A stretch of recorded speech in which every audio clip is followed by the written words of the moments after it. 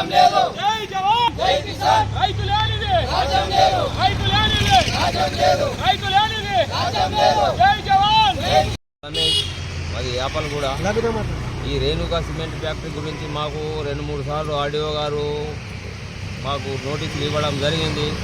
బలవంతంగా మాకు ఆ రేటు 8,50,000 ఇవ్వాలి, లేకుంటే కుదరదు అంటే మేము ఆ ఏరియాలో మంచి పంట వండే భూములు ఉన్నాయి కాబట్టి మేము ఫ్యాక్టరీకి భూములు ఇవ్వదలుచుకోలే రైతులం. మాకు 40 లక్షల రూపాయలు కానీ నష్టపరిహారం ఇస్తే ఎకరానికి, మాకు ఒక ఇంటికి ఒక ఉద్యోగం ఇస్తే, మా కోల్పోయినటువంటి వారికి ఇల్లు కట్టిస్తే కానీ మేము భూములు ఇవ్వము. దయచేసి అధికారులు దీన్ని మాత్రం ఎక్కువ కోర్సు రైతుల్ని చేయకూడదని మేము చెప్తున్నాం. స్వచ్ఛందంగా మేము భూములు ఇవ్వతందుకు లేము, భూములు ఇవ్వము కూడా. 40 సంవత్సరాల నుంచి మేము ఆ భూముల మీదనే బతుకుతున్నాం. సన్నకారు చిన్నకారు రైతులమే ఉన్నాం. మాకు సాధనాల ప్రాజెక్టు నీళ్లు కూడా వస్తాయి, 2 పంటలు వండుతాయి, మంచి సారవంతమైన భూములు ఉన్నాయి.